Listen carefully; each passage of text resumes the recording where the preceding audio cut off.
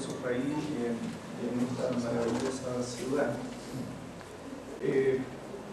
Cuando hablamos de aspectos éticos al final de la vida, son varios los problemas que nos planteamos, sobre todo en una sociedad medicalizada, porque ya nadie se muere en su casa. Ahora la gente no solo va a sanarse a los hospitales, sino que se va a morir al hospital. Y eso significa problemas. Problemas porque hay un envejecimiento de la población, problemas porque hay un crecimiento de las expectativas. La gente ve la televisión y ve a Doctor House y ve ER. Entonces la señora cree que va a llegar al servicio de urgencia y a la UCI y va a estar George Clooney esperándola, y después llega y estamos nosotros en la desilusión. Pero además que ustedes han visto un paro cardíaco en la televisión, cómo saben, cómo se recuperan, lo poco que se mueren. Bueno, los paros que hay en mi hospital son un poco diferentes a eso. No sé, mi enfermo no ve la televisión, no sé qué pasa. ¿Ah? Y hay nuevas terapias de cirugía. Ustedes ven que hay una cirugía, un paciente con cáncer que le hacen una hemicorporectomía, le sacan la mitad del cuerpo y con lo que queda arman a otra persona. Y después lo sacan del pabellón y el cirujano dice: la cirugía fue un éxito, ahora el resto depende de la UCI. ¿Ah? Sí. Claro, entonces, todo eso significa mayor cantidad de camas críticas y nos plantea por lo menos 4 problemas. ¿Cuáles diría que son esos problemas? 1, muerte cerebral, limitación del esfuerzo terapéutico, suicidio asistido o eutanasia activa. Son 4 de los problemas que se plantean al fin de la vida en una sociedad moderna y medicalizada. Esto del suicidio asistido y la eutanasia activa es un dilema que probablemente afecta a algunos países más que nosotros. En general no es el debate que tenemos a la orden del día en América Latina. Yo diría que no nos planteamos la eutanasia activa, aunque hay veces que uno estaría y con personas que no están enfermas. Pero no es el tema, y probablemente sí es el tema en Bélgica, en Estados Unidos, en otros países.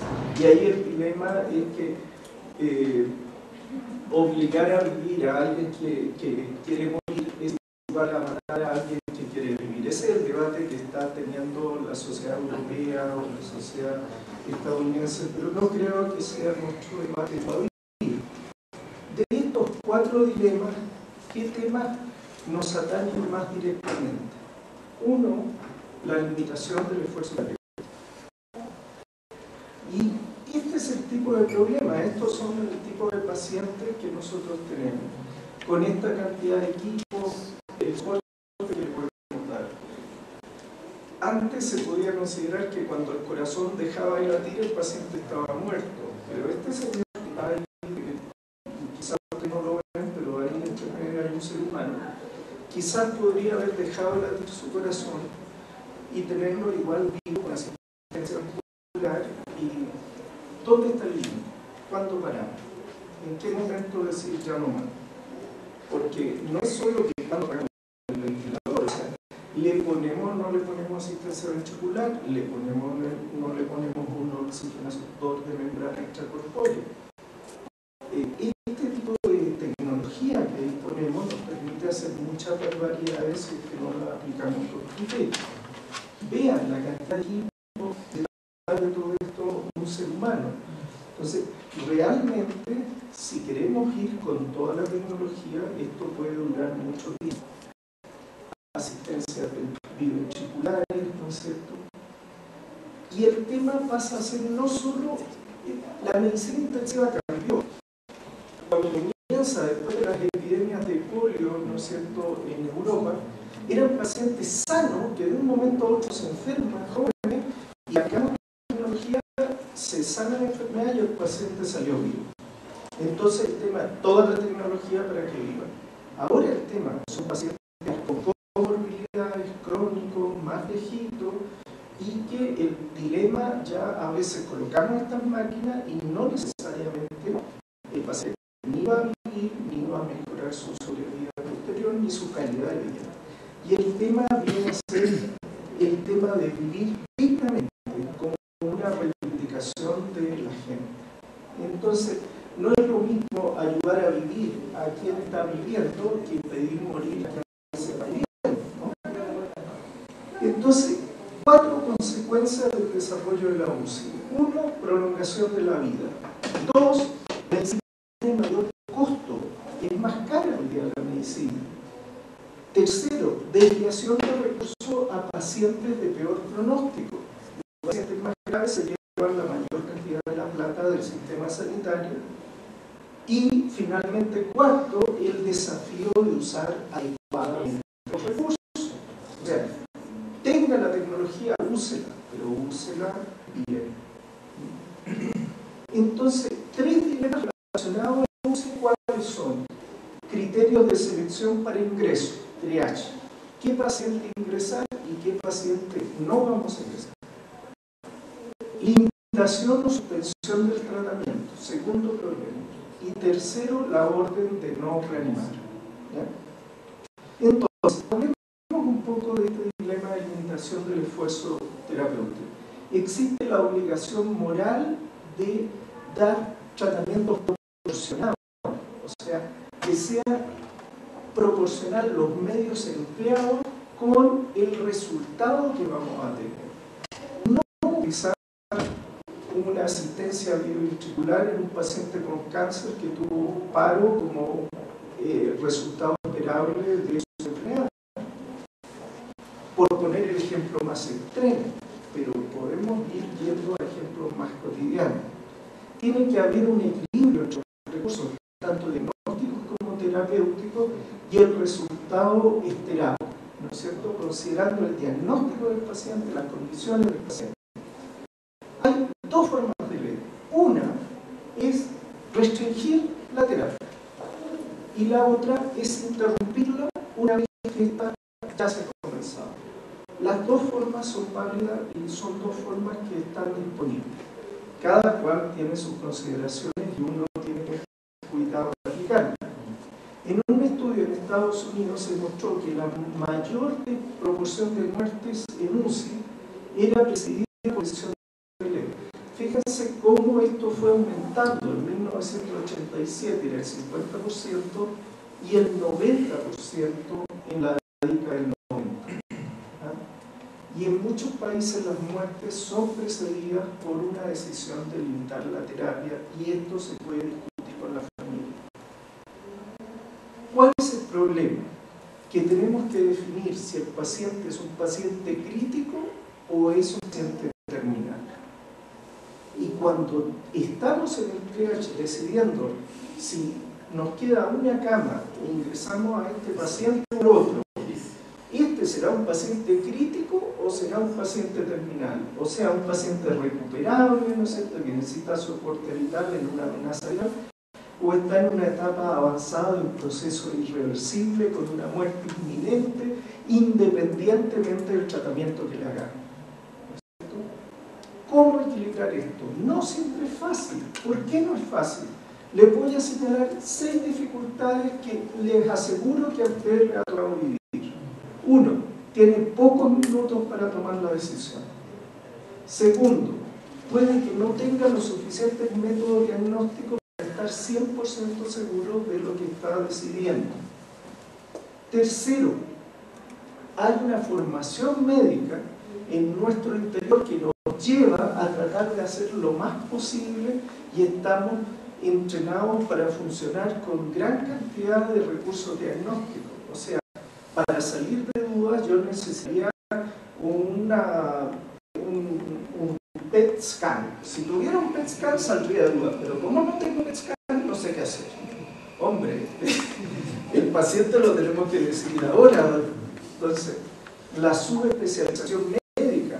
Llega el doctor y el respirólogo y le dice, no, desde el punto de vista mío el paciente está muy bien, ¿no? Que el paciente esté en muerte no es mi problema, pero los pulmones están muy bien. Un quinto problema, que a lo menos en Chile ocurre, de seguro en Perú no, el temor de los médicos a que lo acusen de negligencia médica.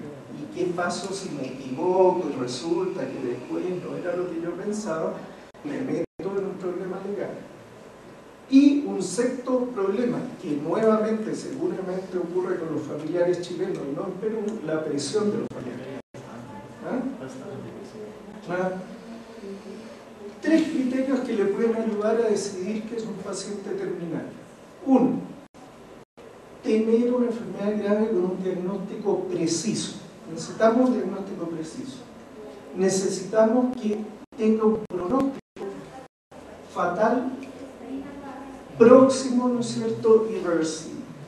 Tercero, que no haya un tratamiento con eficacia demostrada que vaya a cambiar esta cosa. Si usted tiene estas tres cosas, tiene solidez para poder decir que estamos frente a terminal. Ahora, recuerden que si ustedes tienen estos tres elementos, dice, pero lo podría ingresar a UCI para poner un poco de droga vasoactiva y ponerle un ventilador, en fin. Recuerden que no es lo mismo mantener las funciones vitales que tratar la enfermedad. Usted podrá tenerlo en el ventilador, bien oxigenado, con drogas vasoactivas, pero si no mejora la enfermedad de base, el paciente se va a morir igual. Lo que usted hizo no fue alargarle la vida a ese pobre señor, sino que fue alargarle la agonía.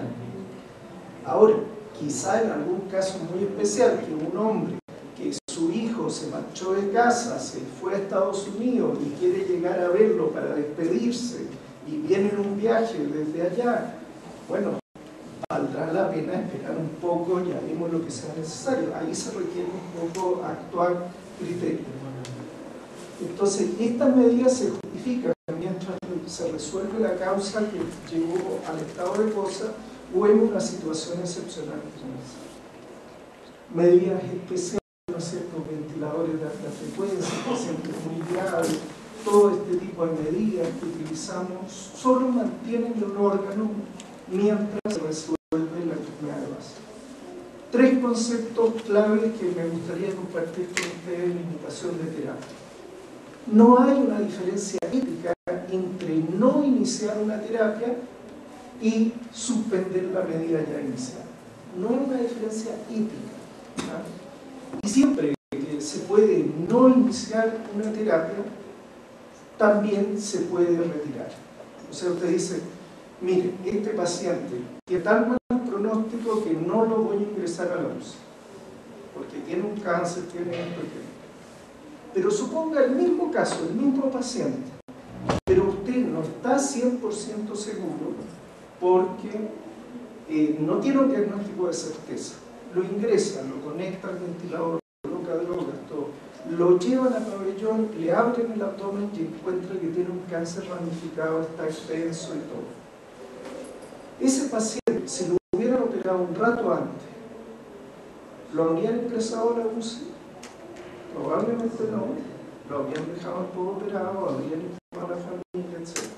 Si ya ingresado a la UCI se encuentra esto, también uno puede suspender las medidas de una manera suficientemente comprensiva con la familia, elegante, de no producir un tremendo problema.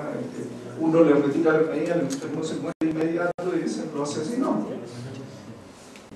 Y los médicos tienen el derecho, pero también el deber, sobre todo en los países que tenemos limitaciones de recursos económicos, ¿no es cierto?, de rechazar utilizar medidas futiles, ¿no es cierto?, en pacientes sin recuperación. No todos los pacientes son iguales y debe considerar elementos, al menos 4 elementos de limitación de esfuerzo terapéutico. Elementos del paciente, elementos del tratamiento, elementos de la calidad de vida y del costo-beneficio. Detalles tan importantes como esto, hay gente que solo piensa en el tratamiento o solo en el costo-beneficio, que es importante considerar también la calidad de vida que va a tener ese paciente si es que sobrevive o la que tenía antes de este evento. Hay elementos que dependen del paciente, autonomía. ¿Qué es lo que quería este paciente? ¿Qué es lo que quiere? ¿Él quiere que le haga esto o no quiere? Y factores pronósticos, ¿no es cierto? Esta patología patología tiene alguna posibilidad de recuperarse o no, o indicadores generales, independientes del tipo de patología, como pueden ser predictores de gravedad. Y según eso vamos a saber si son medidas útiles o son medidas fútiles, ¿no es cierto? O son medidas proporcionadas a la recuperabilidad que tienen, o son medidas desproporcionadas. Piensen en lo que planteó Nelson y Nelson sobre las medidas fútiles, aquellas que fallarán en revertir las alteraciones fisiológicas que llevarán inevitablemente al paciente a la muerte. Esas no deberían emplear. Son medidas que no consiguen su objetivo, que tienen un resultado impredecible con un efecto parcial. Esas son medidas que debemos evitar. ¿Qué decía Diego Gracia? Las medidas, en cambio, indicadas son aquellas que vienen avaladas por el conocimiento científico, la experiencia previa y el beneficio que se espera obtener de ello supera sus riesgos potenciales. Esas sí debemos aplicar. Y miren cómo ha ido cambiando el pensamiento respecto a estas terapias. Ya la American Medical Association hace bastantes años, en el 73, distinguía entre medios ordinarios y extraordinarios. En el 83 se plantea que se puede aliviar el sufrimiento de un paciente terminal al interrumpir el tratamiento. La Corte Suprema en New Jersey aceptó en el 76 la distinción entre medios ordinarios y extraordinarios. La Iglesia Católica, para aquellos que son creyentes y son de religión católica, vean que Pío XII ya en 1952 planteó el reconocimiento de medidas extraordinarias que no es obligatorio usarlo. Y Juan Pablo II en 1995 incorpora el concepto médico de medidas desproporcionadas y que no es lo mismo que suicidio o eutanasia. Juan Pablo II fue consecuente con esta forma de pensar y en su última enfermedad él no aceptó ser hospitalizado. Entonces, bueno, está bien, pero ¿cómo diferencio el tratamiento? Pues esto suena muy bonito en el papel, pero a las 2 de la mañana al lado del enfermo les juro que no es tan fácil. Entonces, a veces usted tiene un paciente crítico y no sabe si es crítico o terminal, y antes decíamos, ¿lo trato o no lo trato? Y veo, en definitiva, tomo la decisión, un triage, si lo voy a tratar o no lo voy a tratar.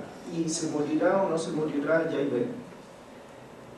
Otra posibilidad que hoy en día uno puede plantearse, si tiene dudas, y la familia tiene dudas, y usted tiene dudas, y no hay claridad, puede hacer una evaluación clínica de la respuesta a terapia. Y evaluar lo que pasa 2 o 3 días y volver a discutir la situación, y a veces eso ayuda, porque hay casos que son claros y que no vamos a hacer cosas, pero hay otros casos en que entre los médicos no estamos de acuerdo y hay un médico que dice no, si el paciente es recuperable, en fin, y con todos los argumentos del proceso. Y en la familia hay 3 hermanos que dicen déjenlo tranquilo y 2 que dicen haga todo por mi parte. Entonces, bueno, ¿para qué vamos a pelear? En algunas ocasiones, después de conversar todo, hagamos una prueba y el mismo enfermo nos va a decir si la cosa va bien o va mal. Y en 2 días nos juntamos a discutir y el enfermo está horrible y mal. Bueno, suspendemos las medidas. Otras veces el paciente no da un peso por él, se viene recuperando y después se va de alta y nos trae una fruta de regalo y dice gracias doctor por todo su esfuerzo y uno tiene una conciencia un poco culpable. ¿Ah?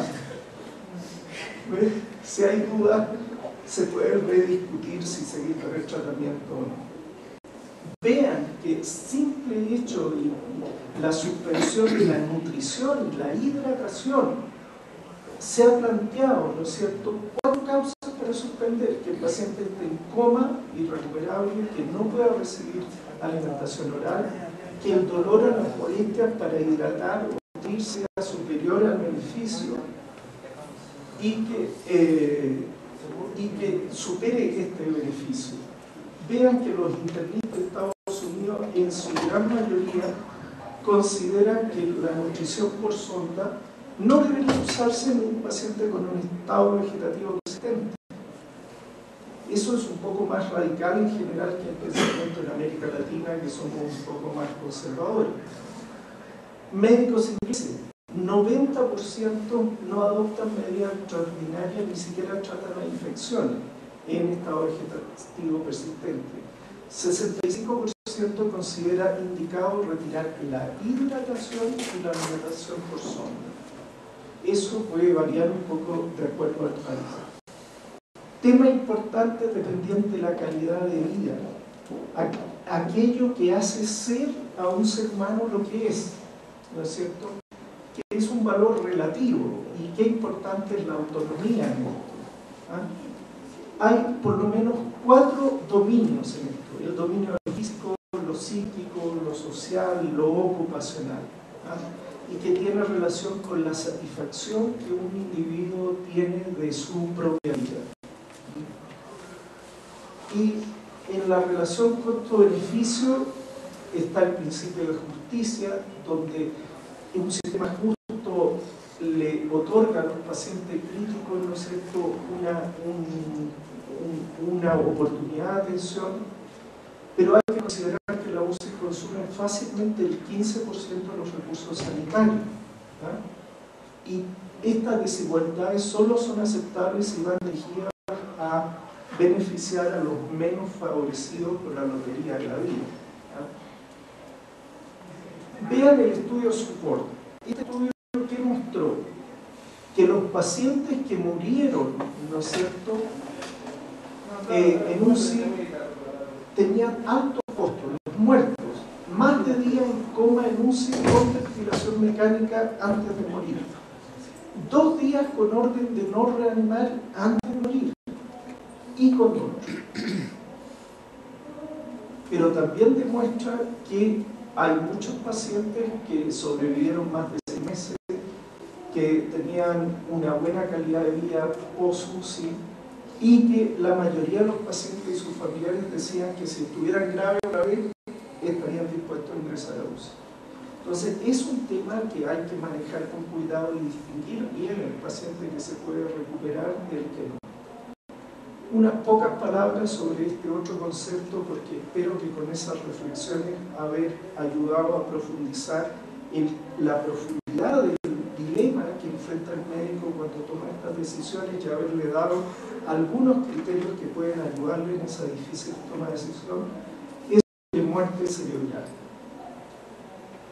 ¿Cuándo se piensa en el siglo XXI que un paciente está muerto?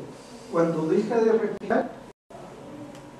No, hay pacientes, algunos muy famosos, que dejaron de respirar y siguen viviendo. Cuando deja de latir su corazón, no, porque podemos hacerlo seguir viviendo incluso sin corazón. ¿Cuántas veces se detiene el corazón en medio de una coronariografía y le damos un golpe en el pecho y el paciente se recupera? El paciente no está muerto. Entonces, ¿cuál es el criterio? Hoy en día aceptamos la muerte cerebral como un criterio científico más técnico y más preciso para definir la muerte del ser humano completo. Porque puede haber un ser humano vivo que no respire, le mostré fotos, y todos habremos visto pacientes que se ha detenido su corazón y siguen viviendo. Incluso algunos sin corazón que en espera de un trasplante mantenemos con máquinas y después se trasplantan. Pero si han visto algunos que se tenga muerte cerebral y siga caminando, eso ya es otra cosa. Hay algunos que parecieran tener muerte cerebral, pero bueno, y que son políticos, y bueno, les va muy bien. Y vean lo que pasa en mi país. De seguro eso no pasa en Perú, pero les cuento. Aquí tuvimos una controversia en nuestra revista médica donde un grupo planteaba la muerte encefálica, bioética y el trasplante de órganos, otro planteaba el diagnóstico de muerte con 2 enfoques completamente diferentes y diciendo de que no existe la muerte cerebral, de que es un resquicio para sacarle los órganos a la gente, yo creo que sí. Y este es un concepto ya bastante antiguo, en 1900 1959 y que implica el cese irreversible de todas las funciones del tronco y hemisferios cerebrales y pérdida absoluta de la capacidad respiratoria y cardiocirculatoria. Y que cuando pueden seguir funcionando los órganos, pero no como un todo integrado, con una capacidad, ¿no es cierto?, integradora como es el sistema nervioso central. En nuestra legislación consideramos que muerte cerebral es igual a muerte. La hora de la muerte del paciente es el momento en que se diagnostica la muerte cerebral y no la hora en que se apaga la máquina. Si en un paciente uno apaga las máquinas posteriormente porque va a ser donante de órganos, la hora de la muerte es la hora en que se diagnosticó la muerte, no cuando se apaga el soporte vital en el pabellón. Y en nuestro país, cuando un paciente murió por una causa violenta, el médico legista va al pabellón y la procuración de órganos se considera como parte de la autopsia. Se está haciendo una autopsia de un paciente muerto. Y esto que parece tan claro para los médicos, para las leyes, no resulta tan práctico en la práctica real en nuestro país. Y para eso le quiero mostrar algunos ejemplos. Con muerte cerebral permanece menor atropellado por adolescente. Esta es una publicación en un diario. Pitufita quedó con muerte cerebral al caer en un canal, ¿ah? Y está hospitalizada. Miren cómo los diarios publican de gente muerta que está hospitalizada en la SUSI. Y van los periodistas a averiguar cómo sigue el paciente muerto. Y esto ocurre todos los días en mi país. O sea, los doctores hay algo que están haciendo diferente. El paciente está muerto, pero lo mantienen ahí. Con muerte cerebral permanece joven que recibió golpiza en Copiapó. ¿Ah? El 10 de junio, la casa en que vivía fue consumida por un incendio. Con muerte cerebral, mujer que se hizo cirugía estética en el lugar no autorizado. Todos los días.